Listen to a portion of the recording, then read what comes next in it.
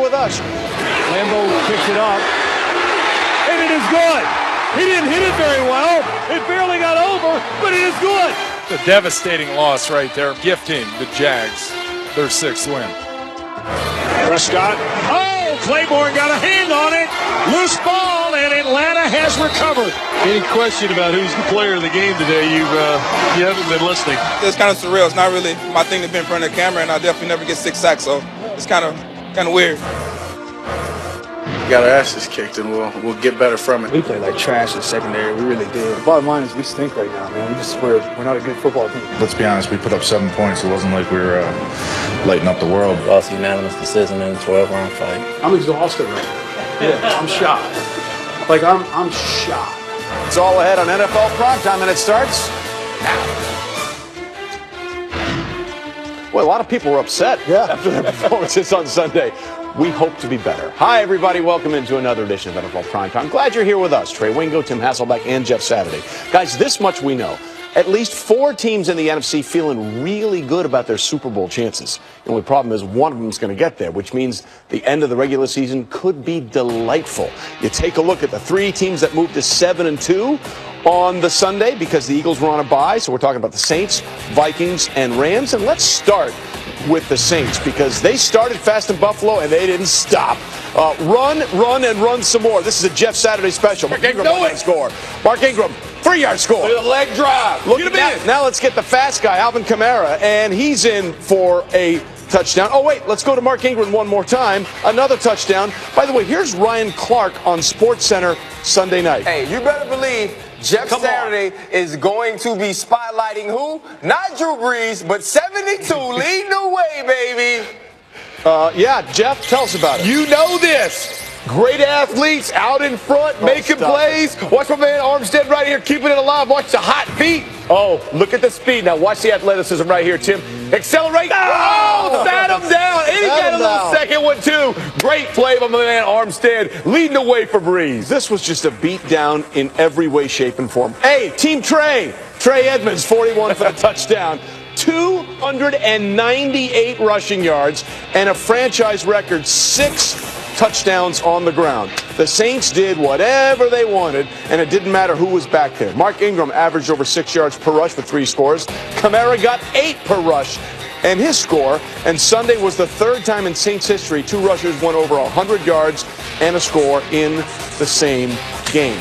Jeff, the thing that makes New Orleans so interesting right now is the balance they have on offense. When they beat you guys in the Super Bowl, Would bring up old stuff, thanks, Super Bowl 44, they were a top 10 rushing and passing team, and now they are pounding the rock. Absolutely. Listen, they've only given up 8 sacks on the offensive line so far this season, but to your point, they are playing ground and pound football, and it's a thing of beauty, and it's allowed Sean Payton to be creative. They're going to fake the jet sweep down on this play, but on the opposite side, you're going to have a down block, 2 down blocks, and then the tackle is going to pull out and lead for Kamara, who's going to get a pitch backside to the weak side or short side of the field. Now look right here again. We talk about linemen leading this. This is a great job by the tackle and the guard to get to the second level and stay attached. Kamara doesn't even slow down. Just accelerates right through.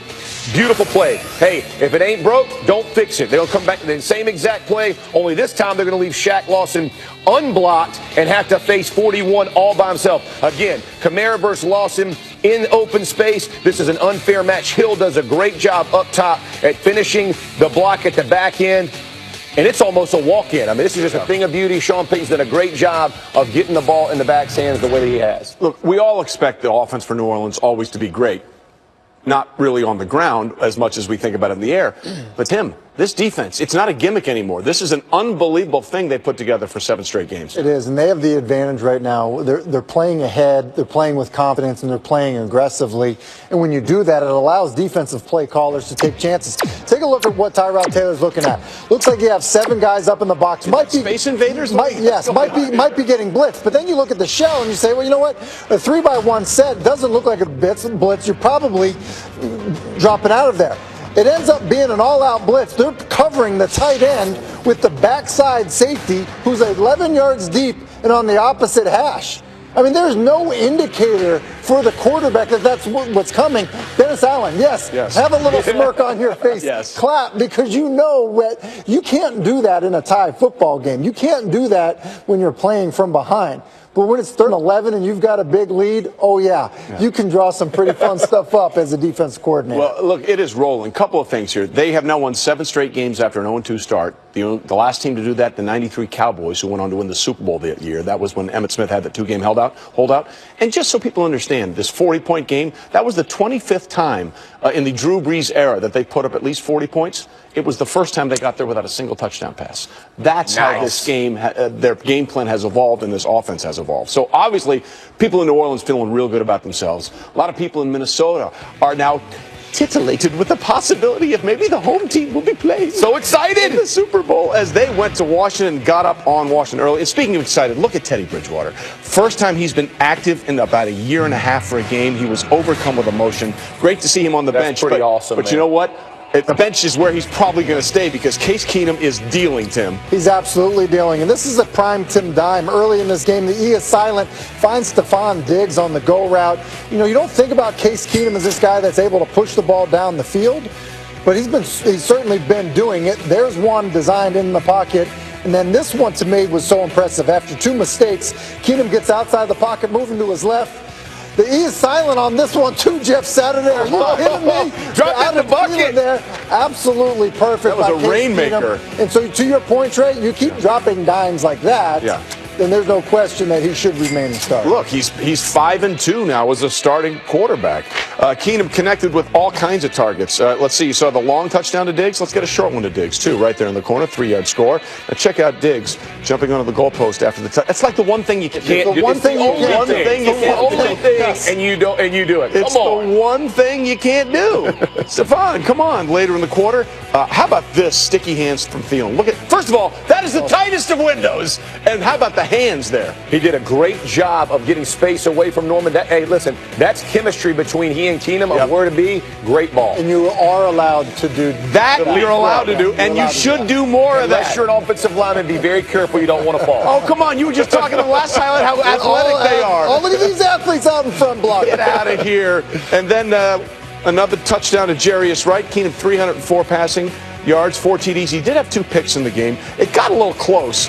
Fourth quarter, Redskins down by 15, 2nd and goal. And Kirk Cousins, he's in before the ball comes out. That's a touchdown. So now it's 35-27. 1:20 left in the game. Redskins down 38-27. Nick Rose, 56 yards. And suddenly, this is a 1-possession game. 8 points. On the ensuing kickoff, they need the onside kick with 1:14 left, and what? No, it's got to go that way. It went 4 yards. It went 4 yards. It's got to go 10. You gave it a run. Unbelievable display by Case Keenum as the Vikes hold on to win. Now, he's not giving up that job anytime soon, as we said. He became the 3rd Vikings quarterback in the last 15 years to throw for at least 300 yards and 4 touchdowns. Hall of Famer Brett Favre did it in 2009, and Dante Culpepper did it 4 times on those explosive Vikings offenses in the early 2000s. But look, Case Keenum played really well, but Jeff, they certainly had a great game plan in place for him to execute against Washington. They absolutely did. They had a great game plan. They executed perfection. And again, this was a line last year that everybody beat up on, including myself. They were terrible last year. They are getting it done this year, very similar to the New Orleans Saints. Look, Kyle Rudolph does a great job cutting off the end. Look at the wall built right here. Gives an easy lane for Murray to cut back in. You see Berger, shoulder square, accelerates through. Listen, what turns 5-yard gains into explosive plays? Receivers blocking downfield. Thielen had a big game, including the blocking right there. That's very impressive from wide receiver. Now, fake explosion. Everybody's moving around. We're going to fake the jet sweep. Compton gets confused. Morgan blocks down. Ooh, little pivot wide open. This is the creativity I was just talking about. This is well designed. You're faking the jet sweep. Compton buys, and he's selling. He's running hard over the top. Morgan does a really good job. 3 steps down and then pivots open. Keenum does a nice job staying away from Kerrigan, who's unblocked, keeping his depth, dumping it over the top. Well designed. But listen, when that run game starts going, everything opens up in the red zone. It was well done by the Vikings. And they're doing it with their backup quarterback, technically, and they're doing it with their backup running back. It's amazing. By the way, you want to talk about efficiency? 5 red zone visits, 5 touchdowns for the Vikings on Sunday. That's a very good day. That will get it done. We are just getting started here on this edition of NFL Primetime. When we come back, hey, you know, folks in Los Angeles, you might want to start going to the games. Yes, because sir. the Rams are a really, really good football team. What a difference a year makes.